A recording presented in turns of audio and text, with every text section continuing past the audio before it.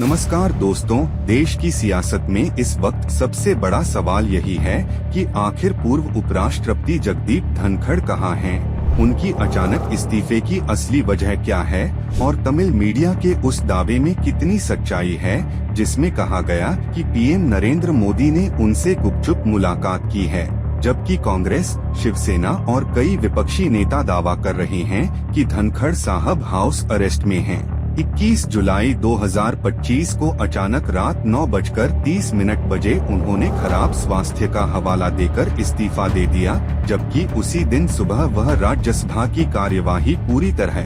स्वस्थ होकर चला रहे थे, जिससे यह शक और गहरा हो गया कि असल में यह इस्तीफा उनकी मर्जी से नहीं बल्कि किसी दबाव का नतीजा था। कांग्रेस नेता जयराम रमेश ने मोदी से अपील की कि वह धनखड़ को मनाएं, लेकिन इसके बाद वह रहस्यमय तरीके से सार्वजनिक नजरों से गायब हो गए। न कोई बयान, न कोई कार्यक्रम, जिससे कपिल सिब्बल और संजय राउत जैसे नेताओं ने अमित शाह से सीधे सवाल किया कि आखिर वह कहाँ हैं, सुरक्षित हैं या नहीं। और संजय राउत ने तो यहां तक कह दिया कि कुछ सांसद बंदी प्रतिजीकरण याचिका दायर करने पर विचार कर रहे हैं ताकि उनका पता लगाया जा सके। इसी बीच तमिल मीडिया का धमाकेदार दावा आया कि धनखड़ साहब से पीएम मोदी ने करीब 45 मिनट की गुप्त मुलाकात की, जिससे यह सवाल उठने लगे कि अगर वह सचमुच गायब या हाउस अरेस्ट हैं, तो यह मुलाकात कैसे हुई, और अगर वह स्वतंत्र हैं, तो सार्वजनिक तौर पर क्यों नहीं दिख रहे।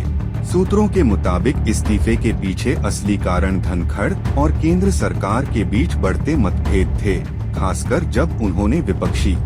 सांसदों द्वारा दायर जस्टिस यशवंत वर्मा के खिलाफ महाभियोग नोटिस को स्वीकार कर लिया था, जिससे मोदी नाराज हो गए और नड्डा व रिजिजू के साथ उनकी फोन पर तीखी बहस हुई। फिर बिजनेस एडवाइजरी कमेटी की मीटिंग में उनकी अनदेखी हुई और उसी शाम उन्होंने राष्ट्रपति को इस्तीफा भेज दिया। अब यह बहस छिड़ी है कि यह इस्तीफा स्वेच्छा से था या दबाव में, और क्या मोदी धनखड़ मुलाकात में कोई डील या धमकी दी गई, क्योंकि तमिल मीडिया का कहना है कि उस मीटिंग में कुछ ऐसी बातें हुई जिन्हें जनता से छिपाया गया। विपक्ष का आरोप है कि यह मामला सिर्फ एक व्यक्ति के इस्तीफे का नहीं बल्कि लोकतंत्र की जड़ों से जुड़ा है, क्योंकि अगर संविधान की रक्षा करने वाला इतना बड़ा पद संभालने वाला नेता सत्ता के खिलाफ बोलने की वजह से हटाया जाता है, तो यह सीधे सीधे तानाशाही का संकेत है। आरएसएस बीजेपी टकराव की थ्योरी भी चर्चा में है, जिसमें कहा जा रहा है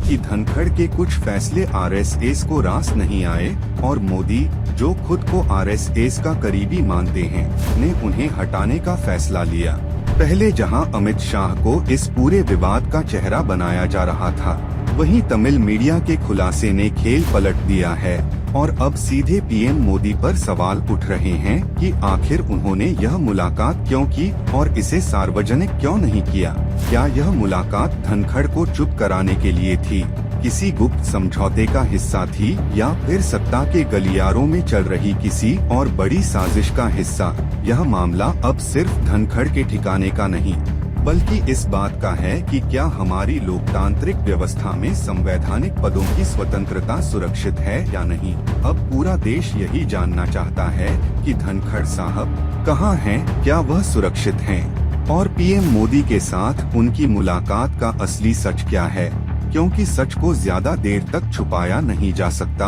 और अगर यह खुलासा सही निकला तो यह भारतीय राजनीति के लिए सबसे बड़ा झटका साबित होगा।